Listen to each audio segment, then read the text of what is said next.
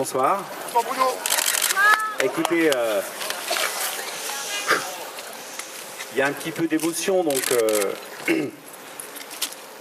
en tout cas, voilà, vous avez devant vous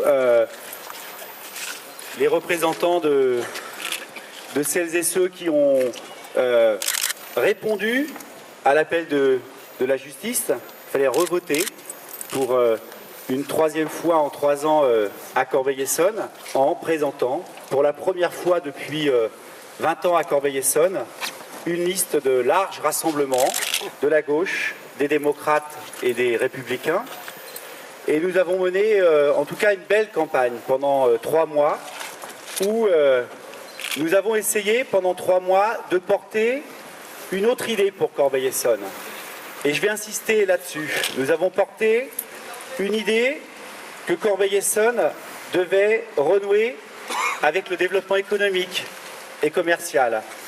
On a porté l'idée que Corbeil-Essonnes devait réinventer un service public pour les jeunes, permettre à cette jeunesse qui souffre, dans le cadre de la République, de trouver une perspective pour réussir son projet de vie.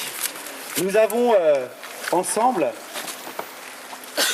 avec Melba, Nadia, très content que vous soyez là, nous avons ensemble porté l'idée qu'une ville, ce devait être une ville démocratique, décidée ensemble.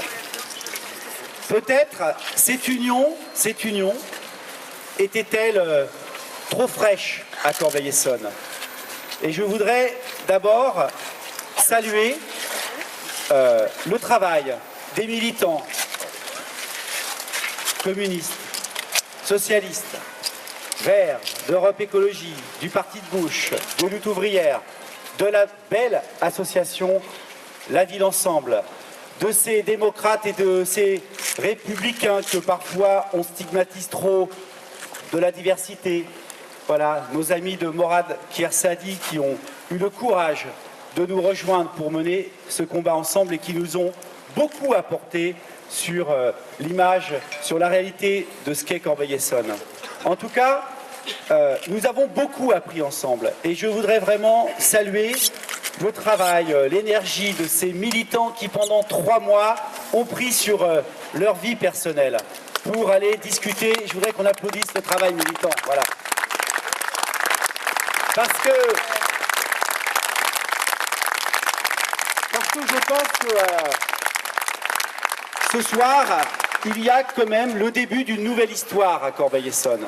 Le début d'une nouvelle histoire, c'est que face à une ville qui a un régime un peu particulier, il y a un sursaut citoyen qui existe. Il y a une nouvelle histoire citoyenne qui, riche de la diversité des partis politiques, il y a quelque chose de nouveau qui est en train de s'écrire, je dirais pour les années à venir, peut-être pour les 3 années à venir. Les 3 années à venir. Et si je vous dis le fond de ma pensée, c'est que je pense que la gauche, les démocrates et les républicains, pour gagner les élections, doivent s'unir le temps des élections, mais pas que le temps des élections. Et nous avons à réfléchir à Corbeil-Essonnes, mais pas qu'à Corbeil-Essonnes. Nous avons besoin de réfléchir, les citoyens, là que nous sommes, la grande majorité d'entre vous ne sont pas membres d'un parti politique. Certains le sont, c'est très bien, ils participent à la vie démocratique, mais la grande majorité des citoyens aujourd'hui ne se retrouvent pas dans un parti politique. Et il faut qu'à l'échelle d'une ville, d'un département, d'une région, il y a ici des conseillers généraux, des conseillers régionaux, à l'échelle du pays, je pense que ce qui se passe dans cette ville doit être une grande alerte. Si les citoyens et les citoyennes ne trouvent pas le moyen de réfléchir ensemble au quotidien, pas simplement le temps d'une élection, comment nous sommes utiles, si la gauche, les démocrates et les républicains ne sont pas utiles au quotidien pour empêcher les suppressions d'emplois par centaines à Altis, à Hélio-Corbeil, à la SNECMA, ça ne suffit pas l'union le temps d'une élection. Si la gauche, les démocrates et les républicains n'est pas assez utile, ne sont pas assez utiles pour défendre l'éducation nationale, la culture, la création, le sport, la démocratie, ça ne suffit pas le temps d'une élection. Ce que je dis là est vrai à Corbeil-Essonnes et est vrai partout en France. Mais alors, c'est particulièrement vrai à Corbeil-Essonnes. Il y a une économie parallèle dans cette ville. C'est incroyable, cette ville où il faut des escadrons de la gendarmerie nationale, une mobilisation incroyable de la police nationale. Il faut que nous intervenions dans des bureaux de vote pour que ça se passe tout simplement normalement. Il faut qu'on tire comme enseignement de cette nouvelle défaite à Corbeil-Essonnes, défaite électorale. Il faut qu'on tire l'enseignement que ce que nous avons pour la première fois depuis 20 ans, avec Jacques, avec Carlos, avec Michel, avec Pascal, avec Jean-Pierre, avec Melba, avec Nathalie Boulet-Laurent, avec Morad Kiersadi, avec beaucoup de démocrates et de républicains, moi j'ai envie de vous lancer un appel. Ce soir, nous sommes devant l'hôtel de ville, la tête haute, fiers de ce que nous avons fait, vraiment. Ça vaut plus de 46% dans cette ville, même si nous faisons déjà beaucoup, mais il faut encore faire beaucoup plus pour être utile à cette population qui souffre et qui souffre tellement qu'elle ne croit plus en rien. Vous savez, avec Michel Noailles, on a l'habitude parfois de faire de la haute montagne ensemble.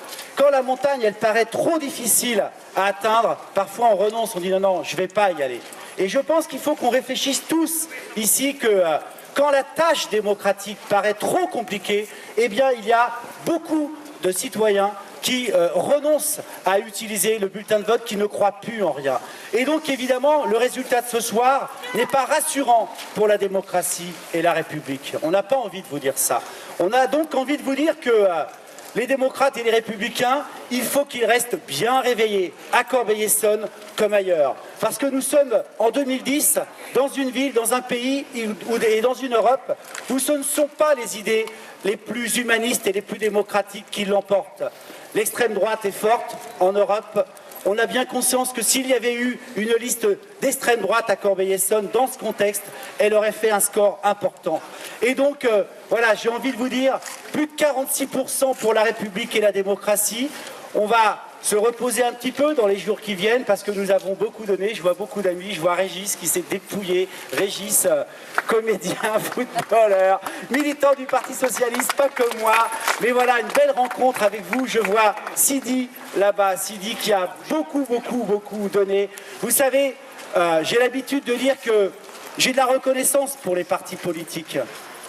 Mais nous avons encore découvert des dizaines et des dizaines de Corbeil-Essonnois qui, pour l'instant, ne trouvent pas leur compte dans leur parti politique. Mais alors, qu'est-ce qu'ils nous apprennent? Et moi, je pense que ce n'est pas les citoyens qui doivent changer, c'est la vie politique. Alors voilà, passez de bonnes fêtes, on reste réveillés et on parle de tout ça dans quelques jours. Merci.